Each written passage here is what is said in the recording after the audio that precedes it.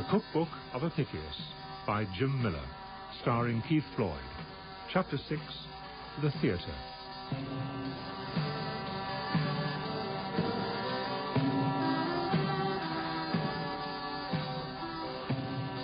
Hail, precious readers.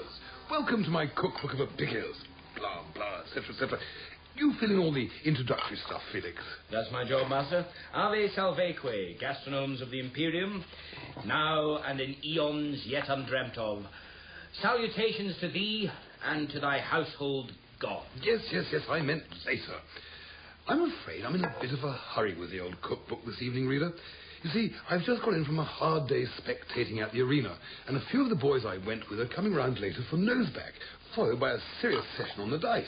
I know it's technically illegal to play for cash at home under the old anti-luxury laws of the Emperor Tiberius, but these days the police have got better things to worry about. I must say, you're lucky if you don't live in Rome, readers. They say the crime rate's worse than in Babylon, and who would have ever thought that would happen? Trying to stop a Roman gambling is like, well, trying to stop the sun going round the earth. Eh, Felix? Well, to be honest, sir, the sun doesn't actually go round. Doesn't matter. Go on dictating. What are you on about? Spit it out. Nothing, sir. It would be all Greek to you. Anyway, the boys have been working up a real hunger watching all that sword and stabbing stuff all day, so I want to show you how to prepare a simple filling meal in the traditional Roman style. The main dish I'm going to give you is lamb in onion and coriander sauce, so keep your quill sharp, Felix. I'll be giving you the details in a moment. But first, I'm going to deal with this Siticus I've been preparing in advance for starters. The lads have all gone off to the baths for a dip and a rub-down while I get the dinner ready. So I prepared a decent starter of roast Siticus, which I'm going to serve up with lots of fresh-baked bread and cheese. I'll just get the Siticus out of the oven. Felix, what's Siticus in Greek, by the way? Parrot, I believe. Ah, that's it, yes. Anyway, here's my nice roast parrot. All I've done is pluck the parrot, keep the feathers if it's a colourful beggar, makes a nice display around the platter. Drench it in olive oil and roast it. Then, for the sauce, grind up your favourite spices. Lovage, celery seed, sesame seed. Lovage, celery, sesame seed. Parsley and mint with dried onion and dates. Parsley, mint, onion, dates. And simmer in honey. Wine, a little vinegar, and the juices from the pan and some pepper.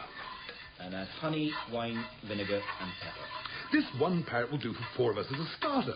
If you're feeling flush, of course, you can use the same recipe for flamingo, which is pricey, but not as bad as it used to be. Personally, I find the flamingo a bit too stringy, a bit on the gamey side, because it's not a domesticated bird, whereas chicken is softened up by being domesticated. And I find parrot in the same way is made tender by being kept as a pet. Of course, as you may know, my grandfather, the first famous cook in the family, invented a ragu of flamingo's tongue, which they say Caligula was addicted to. But even the mad emperor ate a parrot when flamingos were out of season. In fact, they reckon it was eating a mentally diseased parrot that turned Caligula's mind. A mentally diseased parrot? Well, parrots are crazy. That's why they repeat everything you say. That's what Caligula got anyway. Mad parrot disease? That's it, mad parrot disease. Right enough. They say he made his horse Incitatus a senator. He did. Apparently he was quite a good senator. Very conservative, you know. Presumably, because every time they voted to change things, he said nay. You could be right. OK, I'm putting the parrot covered on the hot plate with it and add the sauce to it just before serving. Anyway, parrots aren't crazy. They're very intelligent. That's why they can talk in Latin. Nonsense, it's just mimicry. Though this one never repeated anything I said. But it spoke just before it died. Really? What did it say? It said, I wonder when that old drink-sodden tub bucket's going to get back from the bath. Wow, that almost sounds like an oracle. I mean, that's not something that parrot ever heard, was it? Oh, no, master, no. Anyway, that's the starters out of the way. Compos mentis parrot in a spiced vinegar sauce with fresh bread and cheese. That's a seasoned cheese, by the way. If you don't know how to do this, take a decent slab of cheese. I'm using a nice fresh mozzarella I bought from the cheesemongers in the Velabrum this morning, and soak it for a few days in a mixture of pepper, cumin, and unfermented grape juice. Nice and sweet for a starter. All the spices and grapiness get soaked up by the mozzarella. Now for the main course, lamb. Here's the ingredients. Felix, I want you to get this quite clear. Fire away, master. This is for 4, with some leftovers for the slave. Beacon feather salad for me, then. A 2 to 3 pound leg of lamb. Lamb. 2 big onions. Big onions. A teaspoon of coriander. Coriander. A teaspoon of cumin. Cumin. A small handful of chopped lovage. Chopped Lovage. Or you can use celery leaves if you live in Africa. A few spoons of olive oil. Olive oil. Half a pint of chicken stock. Quarter pint of wine. Wine. And I'm using pepper because I know I'm going to win at the dice tonight. But for a normal nosh-up after the games, the lads will understand if you don't waste the expensive spices on them. Actually, we don't just play dice. My favourite gambling game we have is called Mictation. What's that? Basically, two of you hold out a certain number of fingers behind your back. Then you each guess how many the combined fingers will come to, and then simultaneously show your hands. It's a shame you can't gamble. What with being a slave, Felix, you'd love it. After all, you Greeks invented mathematics, didn't you? It sounds an absolutely fascinating game, Master. And make sure you're standing behind the other fellow's back like I told you. We'll use our secret eye signs language. It's not cheating, you know. It's a Roman custom that the chap whose house it is gets what we call an edge. Oh, dear. None of Master's friends is coming armed tonight, are they? Don't be ridiculous, Fitz. I trust them all. That's my motto, you know. Don't have a friend unless you can play dictation with them in the dark. Now, back to the dictation. Right. Now, I've already had my lamb roasting in the oven underneath the parrot, and it should be almost done. But this is the method you use. Chop one of the onions as finely as possible. In a mortar, put half the cumin, half the coriander, and half the lovage or celery. Grind it all up and add to the onion. Mix in a drop or two of olive oil to make it sticky. Then rub it over the leg of lamb like a paste and roast it in a medium oven for around about 30 minutes to the libra. Got that? Good. There, it's been in there about an hour and a half and just needs a little longer, which gives me time for a thirst-quenching slurp. Got to keep a reasonably keen head for the game tonight, so I'm sticking with a gentle honey wine, which we Romans call Mulsum. It's basically 50% honey and white wine mixture, which I take diluted with mineral water. That's the secret of dice. Stick to soft drinks. You know, although I much prefer the races, you've got to admit, Felix, it wasn't such a bad day at the Colosseum today, was it? You like that sort of thing? Yes, reader, even though Felix is a slave, I'm allowed to bring him along to the amphitheatre so he can sit and watch the games. Stand and watch the games for 7 hours. Stand, yes. There's a special terrace right at the top for slaves and peregrines. That's what we call foreigners. But watching people fight to the death can be a great laugh once in a while, Felix. The only trouble is, the games run about 100 days a year, and they're definitely pulling the crowds away from the Circus Maximus. And as for the proper theatre, they might as well close up shop completely, or put on belly dancing strippers for all the audiences they're getting. I mean, your classier citizen, like myself, I'll go and see a Greek drama up at the Domitian's Odeum once or twice a year to support the arts, obviously. And because it's got real women playing the female parts. And because it's got real women playing the female parts. And because most of it's performed in the nude. And because most of it's performed in the nude. You are a cultured slave, Felix. You understand the sort of refined taste I possess. But the plebs have lost all interest in any entertainment which doesn't involve people getting killed. At the circus, there's always a couple of fatalities in the 8 chariot smash-ups. And as for the Colosseum, I think I saw about 30 men die today. Which, to be honest, is quite distasteful to a man of my refinement. I was only watching because the other chaps were. But the games are definitely good education for the lower orders. It gives them a taste for manly bloodshed. And let's face it, killing, rightly or wrongly, is what this wonderful empire of ours is ultimately founded on.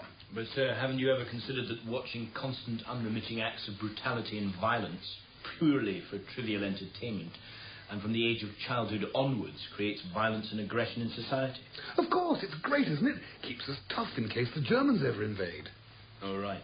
My good friend Hector claims that fights to the death should be banned. Apparently the Greeks have never gone in for them. But if you banned fighting, it would only go underground, and that would be infinitely more dangerous. There'd be no doctors on hand for a start. I don't think you'd find any gladiator who saw it as progress. And when people are fatally wounded in the arena like today, the soldiers come on and polish them off with their lances, which is the humane thing to do, eh, Felix? I totally agree. Without regulation, the whole thing would degenerate into a revolting, obscene, barbaric spectacle. You're shrewder than you look, Felix. OK, now for the sauce. Take the remaining cumin, coriander, and lovage.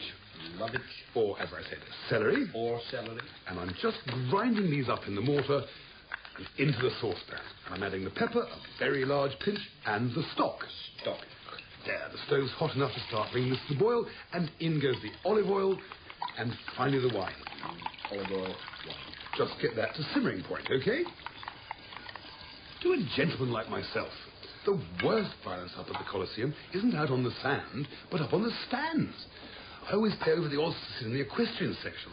There's nearly always trouble on the plebs terracing. Do you know, there have been two gangs in particular recently called the Big Ears and the Little Ears, who regularly riot over which are tougher, Indian elephants or African elephants.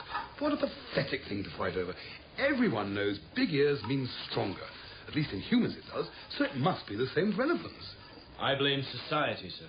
Society? I've heard of that. It's the Greek god of something, isn't it? No, I mean the way the modern state is constructed, sir. There's 1.25 million of people in this city, and more than half of the male population has no work. They depend on handouts from the emperor. If they spend all day with nothing to do, you're only encouraging violence and riots. That's typical Greek, trendy, sociological drivel, Felix. No wonder Alexander's empire only lasted 20 years. If you've got hooligans, then they only understand one language. Nail them up. I'd do it. If I could get hold of some of these young thugs who rip up seats at the Colosseum, I would happily nail them up myself. There's no such thing as society, Felix. It's the government I blame. If you're going to have a military dictatorship led by an autocratic emperor ruling at the point of a sword, then by Jove, let's have a military dictatorship led by an emperor ruling at the point of a sword. You know, this old-fashioned democracy nonsense only upsets me, Felix. Let's get back to the cookery. Now, the lamb's almost ready, so I'm taking it out to put it on the hot plate with the parrot. The lads will only want meat after the game, so I'm not bothering with vegetables. But this would go nicely with fried carrots and beans in a white sauce. You'll find those recipes elsewhere in the completed version of the cookbook. Best forget the carrots. Don't want to get mad carrot disease. We just end by thickening the sauce, and the best way to do this is take a couple of lumps of stale bread, left in the oven till they're hard but still white. Place between 2 sheets of cloth and crush them with a rolling pin as finely as possible. Sprinkle into the sauce off the heat and then bring to the boil again, and it thickens nicely. Hector claims I'm a hypocrite, of course, since at the chariot races I belong to the red faction, and there's always trouble between the reds and the yellows. And you know what you get when you put the reds and yellows together? Oranges? Violence. But there's no parallel. Racing factions are traditional. My father and grandfather were both hardcore reds, and when there is trouble, it's never in the ground, always away from the public and fought according to strict rules. Racing's a much more aristocratic sport, and definitely safer, especially since the emperor had all the wooden sections of the Circus Maximus rebuilt in stone, so the reds and yellows can't burn it down anymore. Anyway, the boys will be here in a minute. You got everything ready, Felix? Yes, sir. I put out your special dice. Good boy. And as soon as you've won 50 sesterces, I've to wink at you to start losing, so it doesn't look too suspicious. Good-o. I'll be going down to the Borum Boarium tomorrow, making a little Thanksgiving offering in the Temple of Fortune. Anyway, Felix, wrap up your scrolls and start letting them in. I'll talk to you in the next chapter, readers. Valet saluteque.